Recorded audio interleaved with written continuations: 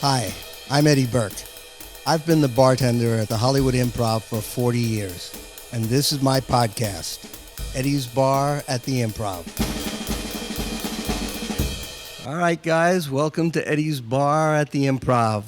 This is an episode that I am going to be extremely proud of. It's one that is really the reason why we're here.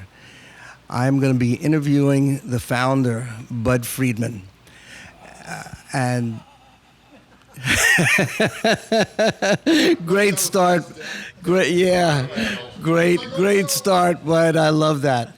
I'm going to read you a little introduction from the book, The Improv, which is written by Bud and Trip Witzel, which really describes the beginning of the club. Budd Friedman is the original owner, founder, and MC of the legendary comedy club, The Improvisation, better known as The Improv. Opening in 1963, The Improv was the first of its kind to present comedians in a continuous format and the first one to give unknown performers the opportunity to try out new material in front of a live audience, with the chance to be discovered by talent agents and late-night TV bookers. And I will add to that I, as long as I have known Budd Friedman, which is since I've worked here almost 40 years, it is an honor for me to sit here. I'm always excited when I talk with you. And in this format, it's even more exciting because to me, you are the reason stand-up comedy is the way it is today. You started this. No matter what anybody else says, you're the king of comedy. Well, Prince anyway. Prince, king, godfather of comedy. That's all up to you, Mr. Friedman. Yeah. Well, let's start with a really interesting question to begin with. You opened in New York in 1963. Good. And you came out here, I believe, in March of 1975. Yes.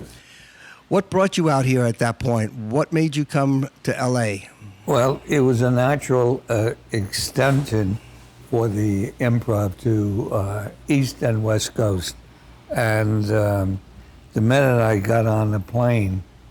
What spurred you out here, though? Like, why did you decide LA is the place for me to come now? Because I had the germ of getting the Improv opened out here. I got a germ of living here. Anyway, she's a very... So you're just making up words? Wallaby. Wave. Oh. No, it wasn't a wave. A wave. My buddies and I were guests of USO. And they sat us down, and I'd never seen anything like it before or after. In LA, like I started to say, I want to take this opportunity to let people know that you were a war hero. I just want to mention that in Korea, you were one of the soldiers who went up Porkchop Hill. Yes. And came down. And came down and got back. And we definitely, on top of everything else, we thank you for that. Okay.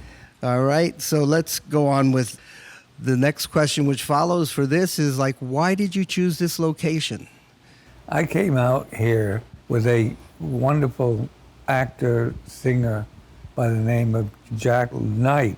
And Jack was starring in a sitcom starring Dom DeLuise. And Dom DeLuise? Dom DeLuise. And he took me to around the places. Mm-hmm. Did he find the site here? Well, no. This is. We went to one spot on La Cienega. It was a strip joint. Rodney Dangerfield we picked up along the way, and was he dressed? Yeah, and he was wanting to go. He wanted to see a Merv Griffin show that he had done, which was on that night. So at this point, we have me and Rodney and Jack, and Sally Summers. Yes. I will tell you a little brief story about your friend Jack Knight. Jack, believe it or not, I've known Jack Knight since I was 17 years old. Jack Knight was my very first basketball coach at the YMCA in New York, at the West Side YMCA. And I do remember him back then talking about the improv in New York. Yeah. And when I came out here and saw him out here, it was like, it was kind of a shock. Oh. But he was very involved with you out here. I remember he told me that he literally helped you build the bar over there. I think there were a couple of comedians that probably helped you build or paint or what have you. Do you happen to remember any of those guys that... Yes, but you still owe them money. Money they'll never see, huh? Okay. Yeah. Anyway, one was Jay Leno, who painted yes, I know that name. Ceiling in the showroom. He was quite a worker. Great. It's funny how far back you go with all of these people, even before they were famous. Yeah. I really feel myself, and I'm sure, I assume you do, that you really are responsible for the success of a lot of these comedians that have made it, simply because of the fact that you offered them exposure, something that they probably would not have gotten had there not been an improv, be it here or in New York or anywhere else. Well, there was an outfit across the up the street. Oh, yeah, comedy store. Yeah. Well, the Comedy Store, in all fairness, I guess it's got its own little history, and, Yes. and good for them. They've done everything to help move these comedians on, but I mean, the employees even that we've had here that you've hired on and that later on went on to success. I think there's just an unbelievable amount of employees that you've had that have gone on. Can you think of any of those people? Oh yes, we saw. Let me see, Charlie Smalls. He was the second piano player we had here, and who was the first piano player that you had here? Was that? Yeah. Oh, I don't remember. It was. Was it? There was when I started. There was a guy named Marcel. Oh. Or and Cliff Grisham, those Cliff guys, Grisham, yeah. yeah. Mm-hmm. And in New York, your first one was? Bob Murdoch. Great, all people who I assume are grateful to you for even being allowed to do that way back then. Well, he's if he was alive, he would be. But Charlie Smalls went on to write The Wiz. Oh, okay, Yeah, wow. So. Anyway, we had Danny Aiello, Kevin Nealon, who was a bartender whose job I took when he left for fame and fortune, and I hold him responsible for my life. Les Moonves was up until recently. Former president of CBS and those entities. Liz Torres. Mm-hmm. Elaine Boozler, Deborah Winger, Keenan Wainans, Joe Piscopo, Chris Albrecht, and Carrie Corey. Corey. Who wrote Thelma and Louise. Right. These are all people that worked either here or in New York for you. Yeah. And who probably owe you quite a bit as far as I'm concerned. When do you remember opening night? Yeah, no, it was probably a sham. Yeah, it was just thrown together. Yeah, we had so many parties. I think you have, from what I recall, and I wasn't here then. Even I weren't that far back. From reading your book, the Improv, written by you and Trip Witzel. People like Byron Allen, Jay Leno out here, Seinfeld, that were all out here, and all Richard Lewis, I think Larry David, all people that were all just starting at that point, all here for the inauguration, so to speak, yeah. to begin with. All of those people started here. All of those people are like legendary at this point, as are you. And another thing I kind of want to throw in there that probably has nothing to do with anything is that you have two daughters, Zoe and Beth, that were brought up here who just always threw me for a loop because they were always so nice, and they're two of the sweetest girls I've ever met when you consider they grew up in an environment like a nightclub. Yes. And between here and New York, and to not be jaded or like I'm Bud's daughter. I never once. They're two of the loveliest girls, women and parents now that you can ever meet, and they're just I love them both, as is Alex's sons who were here too, Ross and Dax, who both were really great guys. The beginning of the club out here, when you opened up, did you ever think at some point that it would grow into what it is now? No, I really didn't. I mean, you have franchises all over the place. I did There's a lot. I don't know what they count 13, 25. Yeah, there's. Correct me if I'm wrong, but there's a bunch that are just owned by the Improv, and then there's a few that are franchised out, but there's still Improvs. The people that you helped, that helped you get where you are at this point, were immense. The number of these people.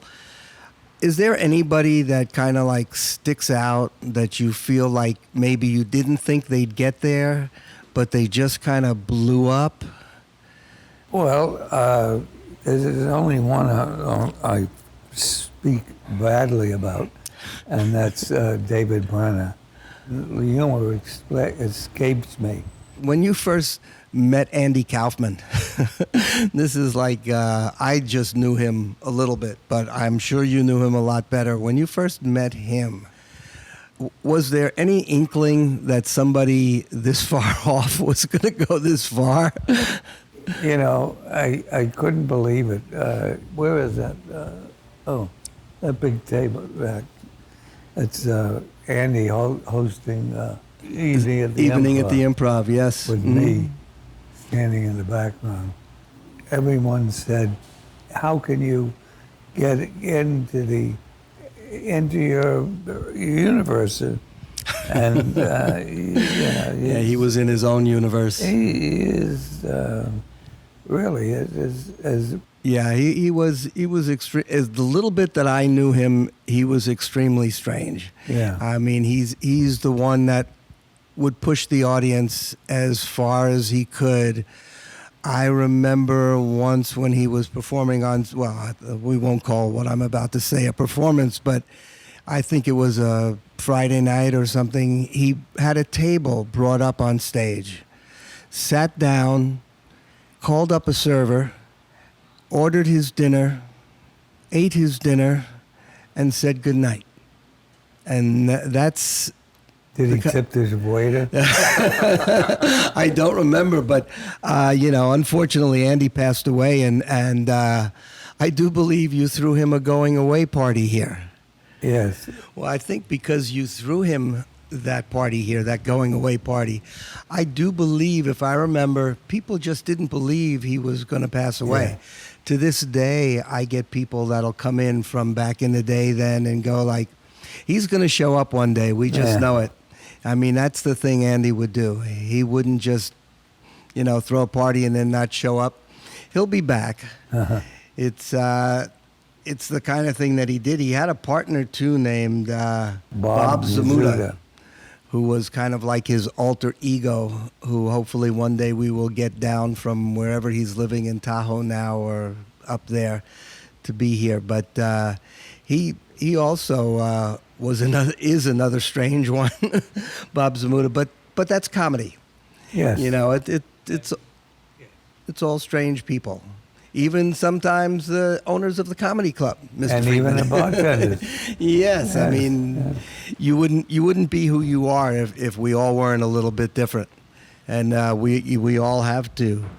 The fact that this club has stood so long and is still valued as the place to be seen, I think stands, for you as something that, again, makes you an extremely legendary individual. You were the first, Bud. No matter what, you can't take that away.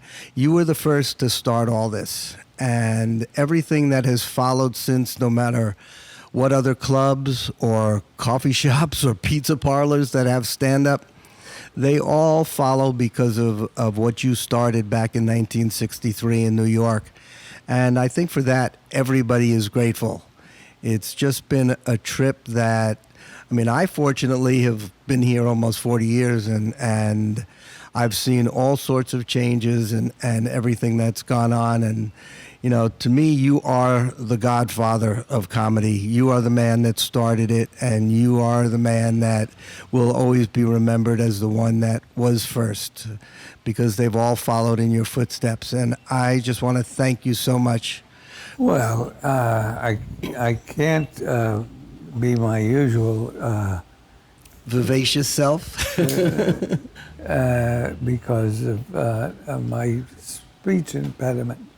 It's I've had a stroke too, and You're kidding. You are. You're great.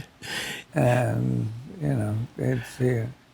Well, let me add one more thing too, which I wanted to say at the beginning and I forgot. Where we are sitting right now Oh, yes. is Bud's Round Table. This is the actual table that Bud used to, or still sits at, eats at, whatever. And if you ever got invited to sit at this table with him, as far as the improv was concerned, you had it made.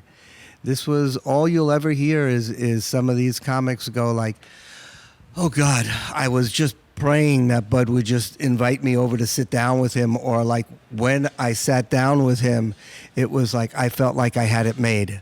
I didn't have to go do TV or anything like that. I had it made. This is the actual table. It was a few feet over there, but it in itself has its own history. If it could talk, I don't know what it would say, but it's probably Yes. better for you that it can't talk. But Yes. the people that have probably sat here too with you, celebrity-wise, are But probably. to get to the celebrity guys, the biggest celebrity. No, I think the name was Alex. that's right, Alex. That's right. And I, for one, can vouch for the fact when she came into your life, you were a changed man. She changed you so much in terms of for the better. Not that you were anything worse before, but it's when she came into your life, and you two are still like kids, when you from what Zoe tells me, and when I see you here, still holding hands like you were like teenagers, and it's a wonderful thing. She actually helped me once when you guys were first, I guess, dating or what have you, and she was sitting at the bar one day, and for some reason, I was the only one that you made wear a tie. I don't know why the other one or two bartenders did not have to wear ties. You made me wear a tie. I had no idea why. Anyway, Alex is... Yeah. Eddie's therapy now. Right. He's gonna work this out. Alex is sitting at the bar, and I was talking to her, and I said, Alex, is there any way you can talk him into letting me take this stupid tie off? It's just, I'm the only one here that wears a tie. Yeah, this goes back when people wore two. Oh, or yeah. ties, yeah. Well, and then sure enough, over wanders Budd Friedman. What are you two talking about? I said, well, Bud, we're talking about you letting me take this tie off because it's just ridiculous that I'm the only one here that wears it. And you went something like, when do you want to take it off? And I just ripped it off and I said, right now. And you just simply, well, I guess you're not wearing a tie anymore. That was just some of the influence. Since I was sitting talking to Alex, I was able to do with you. Yeah. And when I started here, and for many years after, there was a lovely, lovely lady named Fran Cowan, your cousin, who worked in the office, and she too was a staple here for a long, long time. Yeah. One of the nicest, sweetest persons you will ever meet. And I don't know how many years she worked here, but she was here before me. So that was just, the people that you had working here, relatives or what have you, just were all so nice. I don't get it. Where did these people come from? Yep. Mm-hmm. It's obviously a great family, because Fran, being your cousin, Yeah. is part of your family, and she was just always so sweet and always just so kind to everybody. Just, worked in that office every day, did everything you wanted her to do, maybe not so right or whatever. Climb up the stairs. Oh, God, yes. And also, when she lived, At her house, it was even steeper. The stairs were not steep enough. The stairs Yeah. in her house were steeper than these? Oh, God. That's Bud's grandson, Noah, throwing in a few things. She also, remember, the office upstairs, you had to bend down to get into there was a beam that's right across the middle of the office, and I can't tell you how many scars I have on my back. Yeah, just no matter how many times you did it, you always say, no, just keep going, but you somehow or other managed to pull up and hit yourself in the back, and I've got those scars and those sores, and I'm sure everybody does, to prove they were there. And she managed to just climb those things every single day and do a great job. And she was a lovely, lovely woman, a very big part of the improv for so many years. She was. Again, I want to thank you so much. I really appreciate you taking your time out of the day to sit with me and talk with me, because number one, this podcast wouldn't be going on had you not started all this. And number two, I hope whatever I do in this podcast can do you and the club justice, because it certainly deserves it. It's been a journey that I'm sure you're proud of, because I would be, and I'm very proud of being here myself. So again, thank you. And I hope to have you on again at some point, a thank little you. later. That would be great. Thank you very much. Thank you. Thank you, sir. Thank you, Alex.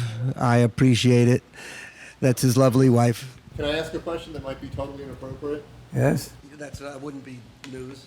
As far as Franny goes, I loved being around that woman because she was so outspoken and so upfront. And one night we got into a very serious argument in this bar. I will cut this. And she goes, Well, you don't I'll know cut you. anything I don't know about this company. And I go, I know that Bud and Alex have sex in his office. And she goes, everyone knows that. And I made that up because you guys would come in really late sometimes when I was working and I was being quiet, and I'd hear you guys come in and go in your office. I'm like, oh no, what else are they doing up here at 1 a.m? I'm going to get out of here. And Franny just went, everybody knows that. She was very kind. How old was she Bumping when into she the fence. passed? Yeah. Wow, 93. But I just, every time, Franny, I think you scratched your car on the fence. No, I didn't. Like, that's how I want to be. No, those Nope. yeah, those 3 cars I hit on the way out of the parking lot. No, I didn't touch them. They hit me. Yeah, even though they were parked, I didn't touch them. They were just there. Nobody said that, but yeah, she was just one character and I was just so so happy lovely. they got Fran first before they got to Bud. Yeah. She was so charming. Yeah, absolutely. Screamed like hell. Absolutely. She Oh, was charming. yeah, oh, definitely. He used to, No, it's. I miss her. I miss her. And he used to sit over there and hold court. It was just great. I mean, I remember, who was it, Bud Robinson? Yeah. I mean, sit with you all the time, and God, the people from back in the day, I can't even remember who they were. Richard Belzer. Oh gosh, yeah, Richard Belzer and Chris Albrecht and those people that were like, I guess, had you stayed in advertising, do you think your life might have been a little bit different?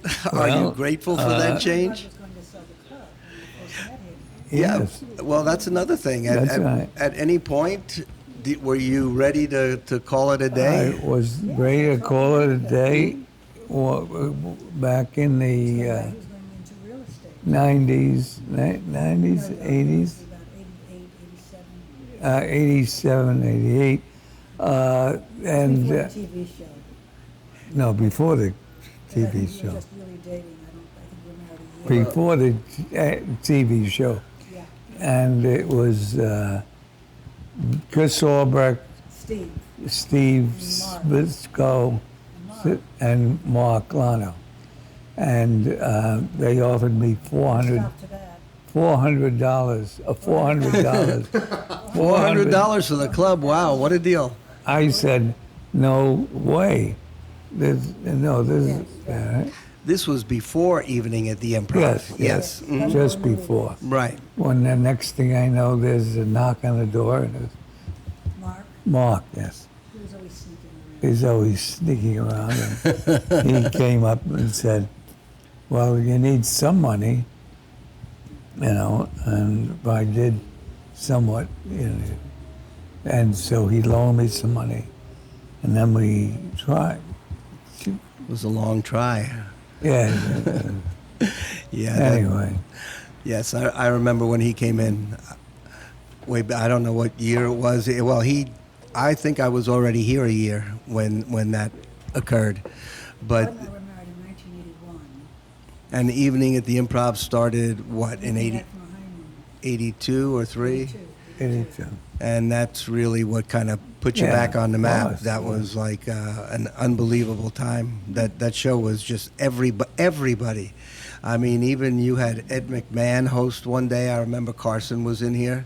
We were in New York a couple weeks ago, and this person was delivering food to our room, and he said, I'm honored to serve Budd Friedman. He said, when I was a kid growing up, that's the show I watched I it. get How a lot about of the yeah. girls that said, Yesterday, no, that said they love you? yes, That was Sunday. Sunday, They had a director's door. yes. A lot of people I still get come in like, whatever happened to Evening at the Improv? It's like, why isn't it out there? Which I don't have the answer to, which I'm hoping at some point they put back out there. There's so many comedy clubs, I don't. Well, there may be a lot of comedy clubs, but at the same time, there was only one Evening at the Improv, and it was the first TV show, I believe, that focused on stand-up comics, and hopefully they will put it back out there at some point. But it's like again when Ed McMahon hosted, and I think Carson was in the audience. He was here that night when McMahon Yeah. hosted, and I happened to step in to see to watch what was going on. Doc Severinsen was hosting. That when Johnny Carson was here? Okay. But either way, there was a man doing a little warm-up named Budd Friedman. And it wasn't going tremendously well for some reason. And you had The writers. you had told a joke, and there was just a few little snickers or whatever. And I swear I remember this. You said, "Oh well, just a little attempt at humor," and Johnny yelled out, "Very little, Bud." It stuck with me, and I know I didn't make this up. I can make things up. I just. Like Johnny would say something Yeah, like I that. just remember him saying that. It was just hilarious. When he came to the club, he'd hang out at the bar. Oh, yeah. I remember serving him. It's, Disgusted, there aren't many, over the years, I'm awfully jaded. And there's not many people that I go like, oh, wow. And he's certainly one of them. was one of them. Yeah, it was like, he's probably like, what do you want, Mr. Carson? I was like that with Rodney. With who? With Rodney. Oh, really? I was crazy about it. Do you know I grew up with him? I mean, one day we went and had tea together for 2 hours. He put his heart out to me. Wait a minute, wait a You're minute. recording this. Yeah. Oh, you're not recording it? But she doesn't have a mic. Oh, Anyway, Here. I read it. But anyway, he poured, I was coming out of Saks Fifth Avenue, and Rodney's walking down Wilshire Boulevard. And he's by, hey, Alex, come walk with me. Well, we walked, we went to Hamburger Hamlet. I had a cup of tea for 2 hours listening to Rodney pour his heart out to me, talking about his late wife, his daughter, his son. And finally I said, Rodney, it's 4 o'clock. I have to get home to Budd. You know, Rodney, yeah. what he said. But I fell in love with Rodney. But We had the nicest friendship. I mean, it was, You have a mic on you, Bud, too. but Alex came back that afternoon, said I just spent 2 hours with Rodney. He said, I said, you spent 2 hours, what? And I now know him for many years, and I only last 2 minutes. That's all I mentioned. come to my birthday parties and, Oh, he was a real character. He's another one I knew since I was a kid. You know, my father was a Catskill Mountain entertainer. So when every summer we spent our summers up at whatever hotel he was working at. And my father was one of the first people to give him work when he started doing comedy. Yeah, because What most year people, was that had to be 1960, yikes, 7, 8. I mean, my years may be way off. No. Before or after? Before. Well, Before it could have what? been. It's certain. Well, actually, you know what? It was definitely before, because Yeah. by 63, and I don't want to tell my age, by 63 I was already a little bit older, but he was one of the first, or my father was one of the first to give him work. What hotels? He was okay, you know. He was doing that respect thing, and people were just getting used to him. My No. father worked at several hotels. Number one was called Gibbers, Yes. and another was the Avon Lodge, Oh. and there was another that I recall called the Shady Nook. They were all kind of like Grossingers adjacent, you know, just not quite Grossingers or the Concord. But in fact, the guy that owned Gibbers is the idiot that stopped the Catskills from getting gambling before really? Atlantic City. They had it all set to move up there because it was already made. The hotels were there and everything. that one person? That one person, yeah, that one person stopped it. He really was. But he was kind of like this bitter old man. I don't want gambling up here, and you know that was it. So, Alice. yeah. So as a result, it didn't happen, and I do believe the Catskills are quite a bit different if they're even they're there at this point. Do you ever hear from Loretta? Yes, I do. In fact, I'm going to have Loretta on. She knows a lot. Oh, she sure does. I was just in touch with her probably about 2 or 3 weeks ago, asking her if she would do this. And she said, sure, just let me know when. Where is she? She's working at a place in Venice. I don't know the name of it, a bar in Venice. And she's, Still a bartender? yep, and she's been down there for I don't know how long. That in front of Eddie. She'd be, When he gives your lob, but Married and whatever. For a few minutes. I'll hold this for you. I so can go I thought she'd be, Yeah. Well, I think she enjoys what she's doing, you know. She just loves. one night Bud and I were someplace and we decided to stop by the club. It must have been 1:30, 20 to 2.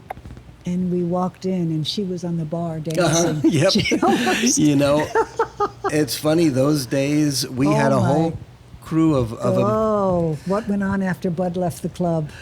oh God, you only know. In fact, it got to the point where maybe in the mid 2000s here, where they waited for me to leave the club, and then there'd be like the whole back room. I was watching cars pull up as I'm walking out. I one day took Loretta and Barbara to dinner, at Ma Maison, and I was feeding them wine, and the And they more let it out. drank, the more they told me. Oh God, I'm sure. Well, the two of them were quite a duo. Oh, did they have stories? We had people. I mean, it was another club. oh yeah. Oh well, it certainly was. It was like, don't forget, we had all that dancing going on, Oh. and we had a little bit Music. later we had karaoke with Barry Minifield running Yes. that, our chef, and It was a fun time. It was. The dancing on the bar, I remember even the nights that I worked, I did not dance on the bar. Let me put it that way. But the women, if I don't know if you remember Gwen Keneally. Of course I do. Gwen and who is it? Linda Favilla. They had a very good time. Oh, it was the heyday. It was the 80s when everybody just had a great Bruce time. Willis and all that. Bruce and John Goodman singing to the jukebox almost every single night. It was the beginning of karaoke, and nobody knew it. Right. The two of them Exactly. just singing away. And we had, I mean, the things that just went on were ridiculous. I mean, it was a different day with drugs, too, and everything. And Drugs, drinking, drugs, drinking, and rock and roll. Carousing. Rock and roll. Uh-huh. Oh, everybody had a great time. One of the things I always remember is guys coming out of that bathroom with white on their lip, and I'm going like, did you look in the mirror before you left the bathroom? Come on. It's like, I know it's not a big deal these days, but at the same time, it's still not legal. Boy. And you'll have to tell me if this is true or not, but I kind of remember, you remember the old bathroom, the door was from floor to ceiling? And you happened to walk in one day and there were 3 guys in there doing coke. And the next day, you had that bathroom door cut down. Oh, maybe. Big Daddy. Sounds Yeah. Oh, yeah. No, it's like one thing as What the about proprietor. Monday nights were urban night. Well, We'd have motorcycles parked yeah. out front. They, And that was they were policemen. Yeah. There were That- like off-duty cops. Mhm. Yeah. Yeah. But I mean, that was a very special night, Monday night. I mean, Well, we have, to me, some of the most special nights were the dance nights, and the nights when I don't know, like Spade would be here, and Jerry, Who? and Spade, David David Spade. Spade, and Jerry Seinfeld, and those Seinfeld, guys. Richard Lewis, Jay Oh Leno, yeah, all Richard of them. Belzer. Mhm. You don't see Yeah, I him. know. Unfortunately, I have not seen Belzer He lives since in Law and France. Order. He lives in France. Oh, he does? Yeah. Oh, I didn't know that. Okay, that's good for him. Yeah. He's like still married to the same Oh, woman? yes. Yes, yes. No, she was a sweetheart. Holly. Yes, she's a lovely lady. It's there will never be another 80s, no matter what. The times were just so different. It was almost anything goes for the most part. People that came in, we Everybody were was the grabbing only. onto their star. I mean, it was just We were the game in town. Oh, There is without it. nobody, I don't think, that didn't come in here either to hang out, see a show for a benefit. I remember Schwarzenegger coming in to see a show or a benefit, Barbara Streisand, George Clooney, you Bette name them. Midler. Yes, Bette Midler. Mm. Do you know how often George came in here? George who? Clooney? They used to come every Tuesday night. They'd come in. So I didn't remember him. You didn't pay attention to him because Yes. he wasn't a star. And I was going up in the elevator in the hotel. He got on the He elevator. gets up and he's very sloppy looking, very, Very casual, casual. yeah. And he looks up and oh, hey, Bud. I said, hello. Who are you? You reminded that he came to the Yeah. And he never He was forgot. Rosemary Clooney's nephew. Nephew, yeah. Mhm. And his father was a Nick Clooney. news broadcaster. He and I studied together. The father? Oh, yeah. In George. Oh. In an act. No, God, Alex, how old do you think I am? It's no. George and I studied acting together at Really? the Beverly Hills Playhouse for a while. way back in the day, and he went his way, and I obviously went my way. You know, I kind of remember his time there. He was, you know, he's the guy you see. He was just a really nice guy. What are the nights that Milton Berle came here? I mean, those were so special. Oh God, yes. And he'd sit at the round table. Right, definitely. He and his wife. Mm-hmm. And we'd have dinner, and then he'd go on stage. And dress put a dress Raincoat? on. Yeah. Put a dress on. I know. Here? Yes, he did. I'm telling you, one night he Was had he his. hosting a show? No, he just went up and With did a whatever dress? his thing. And yeah, that was part of one of his routines. Well, we knew. I don't know. No, he wasn't a transgender. Oh, he I just. know. I certainly know that. He just. That Milton was one of he'd one come of and the have dinner, and he'd things. sit with a raincoat on, the hat down, like he was going to his death, and he'd eat. And then Ruth would say to Bud, "I think he'd like to go on," and I would say, "Oh my God!" And Bud would say, "Milton, want to go on?" Yeah. I He'd have. go up and he would kill. Oh, always. He would. Are you kidding? I was mesmerized by his. No, On stage, he just owned it. He owned it. He was, I know this but is. know it. what he said? His wife called me the next day, and after he went off stage, we came back to the round table, and people were autographing, and Bud said, "It's 1:45. We have to leave." We left.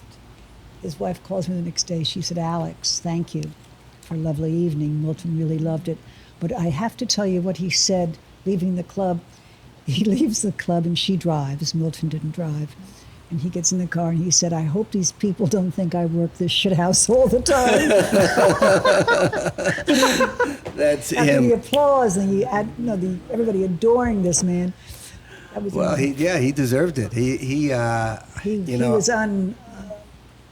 he was almost my unbelievable. father. Really, your mother dated him. He asked my mother out.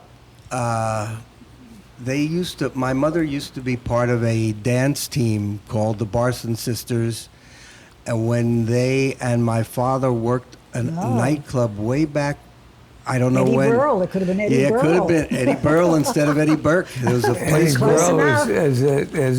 Please. there was who Yeah, that does sound familiar. his Yeah. name? Burl. His son Yeah. was Billy. Oh, Billy. Oh, Burl. Billy His son Burl. was Billy Burl. Okay. What a loser he was. I Well, mean, well, they worked at a club called the Rainbow Inn, which was, I don't know, some nightclub way downtown in New York. And my mother, unfortunately, was dating my father at the time when Burl came in, and I don't know what transpired, but he He asked was a her out. nice-looking man. I was. Yeah, he was.